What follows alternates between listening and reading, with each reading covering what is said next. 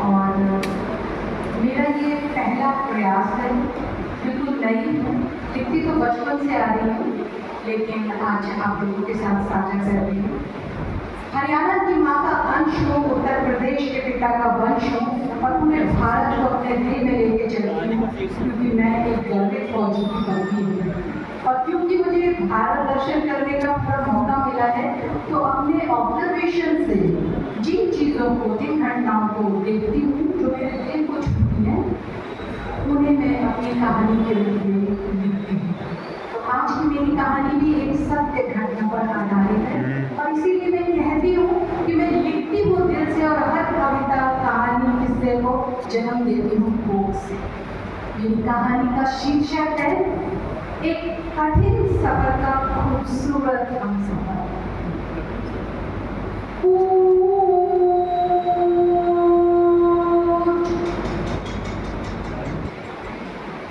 यात्रीगण कृपया ध्यान दें, गाड़ी संख्या 12214 अपने निर्धारित समय पर प्लेटफॉर्म नंबर 4 पर आ रही है।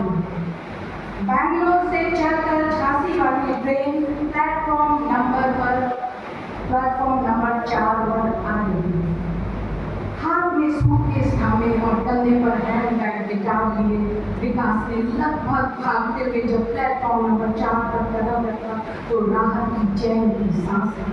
पानी की बोतल को संभालते हुए विकास ने अमित को गले लगाते हुए अलविदा कहा, चलो फिर then, see you, bye bye bye, फिर मिलते हैं।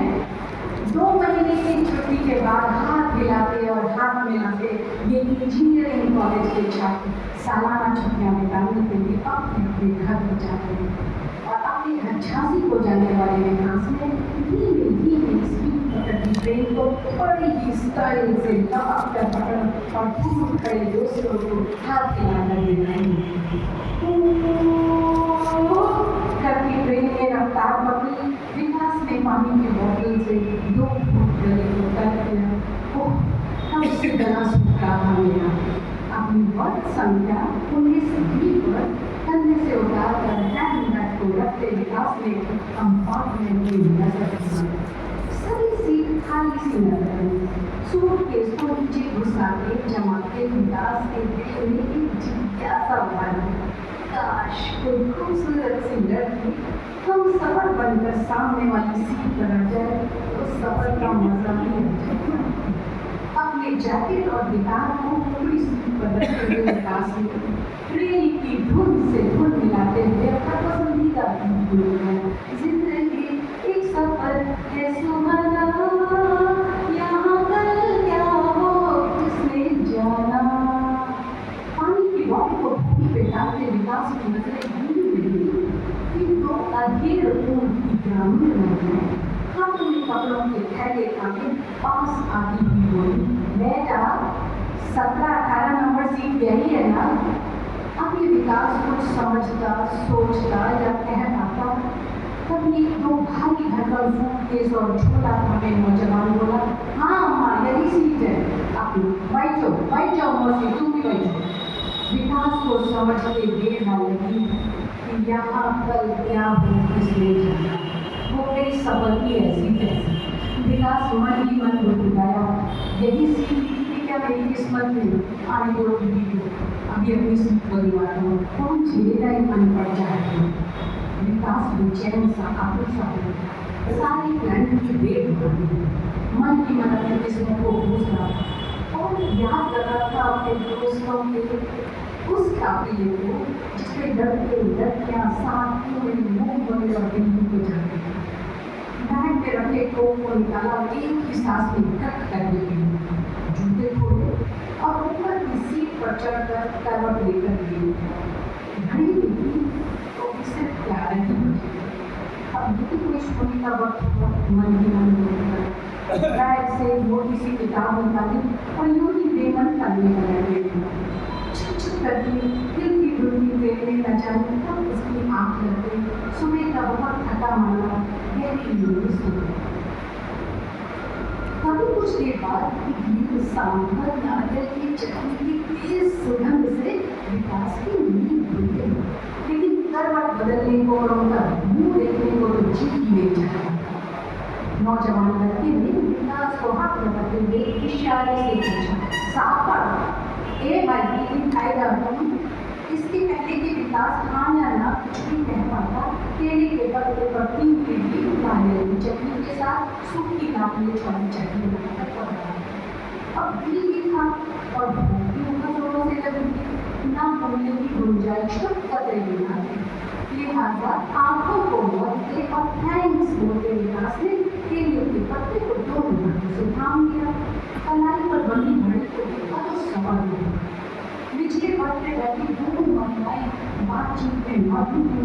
नारंगी साड़ी वाली महिला ने ऊपर देखते हुए विकास से कहा, और चाहिए तो बताना, परवा नहीं, बहुत सारी है। इडली चटनी को बहुत ही मस्त थी। विकास उंगली चाटते हुए नौजवान से बोला, ये किसने बनाई? विकास से बातचीत करने को आगे लगे, अम्मा ने बनाया। सुबह अम्मा बहुत मस्त भोजन बनाती है। तुम इधर क्या पढ़ने क्यों आया? लड़की ने बातों के सिलसिले को आगे बढ़ाते हुए पूछा। विकास ने भावने से दिया, तुम कॉलेज में पढ़ते होगे? नौजवान ने बोला। विकास ने दिया से उठाए कहा, इंजीनियरिंग कर रहा हूँ। नौजवान लड़का अचरज से बोला, सच्ची कहा? तुम बहुत समझदार होगा, इंजीनियरिंग सही है, बहुत सही है। विकास ने नजर उठाकर लड़की की तरफ देखा, कुछ मायूसी से जाना। मैंने तो 4 क्लास पढ़ा, फिर अपना आना नहीं रहा, तो उठान पर बैठने लगा मामा के साथ। एक गहरी सांस लेकर विकास ने लड़के की तरफ इडली का झुक लेते हुए देखा, क्योंकि उसे ना उससे बात करने की कोई मंशा थी, ना ही आवश्यकता। लेकिन ये लड़का था कि बात में से बात करने जाता था। विकास का दिल तो बोल रहा था कि कहते वो या please mind your own business, लेकिन शांति से उसको देखता है। ये नारंगी साड़ी वाली मेरी अम्मा है और ये हरी साड़ी वाली मौसी। अभी वो कृष्णा गिरी जा रहा है, वो सिस्टर के पास, उसको बच्चा हो है ना, बेटी। विकास भी केले के पत्ते से हाथ पोछ लेते हुए घड़ी की तरफ छू देगा, मन उससे कह रहा, ओ भाई क्यों पकड़ रहा है, चल सोने दे, हो गया। तभी टिकट प्लीज, टीवी साहिब ने अंदर आते हुए टिकट दिखाएं। विकास ने बड़े ही अदब से गुड आफ्टरनून कहते हुए अपनी जैकेट की पॉकेट से पर्स निकालने के लिए हाथ को पॉकेट में लिया। तब तक टीवी साहिब उस नौजवान के टिकट देखने के लिए सोच गया। परेशान सा विकास जैकेट की हर पॉकेट में हाथ डालता था और इधर कुछ ढूंढ रहा। अपनी ऊपर वाली बर्थ से नीचे उतरा, जींस की दोनों जेबों को टटोलने लगा, उसके चेहरे पर घटाने लगा। तभी टीवी बाबू के उसकी ओर मुड़ते हुए अपना हाथ से आगे बढ़ा, टिकट प्लीज। सर विकास की जवान लड़खड़ा गई। सर पता नहीं पर्स नहीं मिल है, नहीं मिल रहा, ठीक से चेक करो, तब तक मैं आगे बढ़ा। ऊपर से नीचे सोचना चाह रहा था, कहाँ कैसे कहाँ हो गया मेरा पर्स, उसकी समझ काम ही नहीं करती। तब ने ऊंची और कड़क शब्दों में कहा, कितने गैर जिम्मेदार हैं ये बच्चे आज के दिन, एक टिकट तक तो संभाल नहीं सकते। माँ बाप इन्हें पढ़ने लिखने के लिए भेजते हैं और ये करते हैं ऐसे चोरी चकारी के कारनामे। खूब समझता हूँ तेरी इस नौटंकी को। दुख और शर्मिंदगी से विकास टूटा। सारे यात्री इस घटना का आनंद लेते, कुछ दीदी की भाव बना रहे थे, कुछ मूक दर्शक बने गए। विकास असहाय सा खड़ा था। तभी टीवी साहिब बोले, निकालो 400 बात कर रुपए, मैं टिकट काटे देता हूँ, वरना अगला स्टेशन आ रहा है कृष्णागिरी, उधर जाना चुपचाप, नहीं तो बड़ी सजा होगी और जुर्माना भरना पड़ेगा अलग से, समझे हीरो? चल उधर, उठा अपना बैग। सर पर्स ही मुझे मिल रहा है, जो कुछ था उसी में था। सच मम्मी को झूठ नहीं बोल रहा हूँ, झांसी पहुँचते ही पापा से बात करवा दूंगा। यकीन ना हो तो सर आप मेरा पूरा बैग की तलाशी ले लीजिए। चल निकल, उठा अपना सामान। टीवी ने जोरदार शब्दों में कहा, पापा से बात करा दूंगा, तमाशा बना रखा है, स्टेशन आ रहा है, चल। कभी विकास की नजर नारंगी साड़ी वाली महिला जो नीचे की सीट पर बैठी थी उस पर, जो हाथ के इशारे से उसे कुछ कह रही थी। चिंता नहीं करी, भाई जो शांत हो जाए, भाई कोई बात नहीं।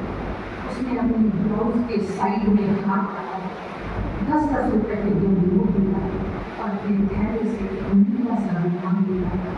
पास बैठे अपने बेटे के कान में उसके साथ नौजवान लड़का बड़ी ही फुर्ती से उठा, दोनों 10-10 रुपए उस रुमाल में रख फैलाकर डिब्बे के सभी यात्रियों से सहयोग की बात कही।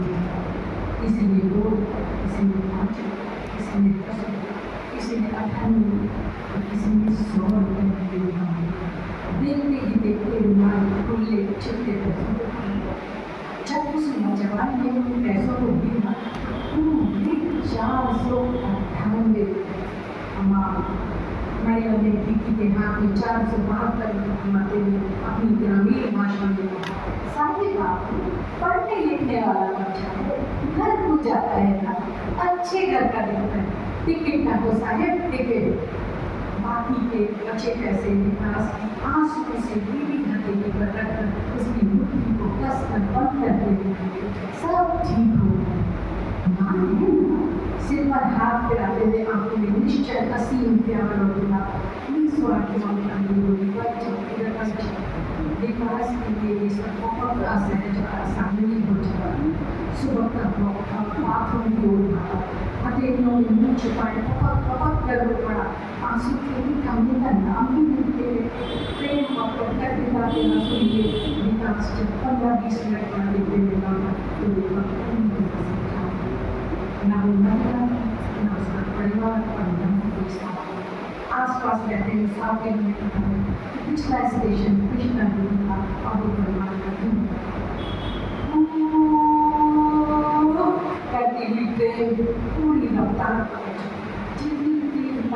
रेल की रफ्तार की थी उसे कहीं चंद्रमा की बस के पास हो। हथेली में रखे 26 रुपए को बेतहासा चूम रहा और वो केले का पत्ता अपनी सीट की पॉकेट में जिसकी सुगंध उसके पूरे जीवन भर के लिए उसके मन में समा उसके प्राणों में घूम जाए। काश उस खूबसूरत हम सफर से एक बार फिर मुलाकात हो जाए, तो कम से कम उसके काम को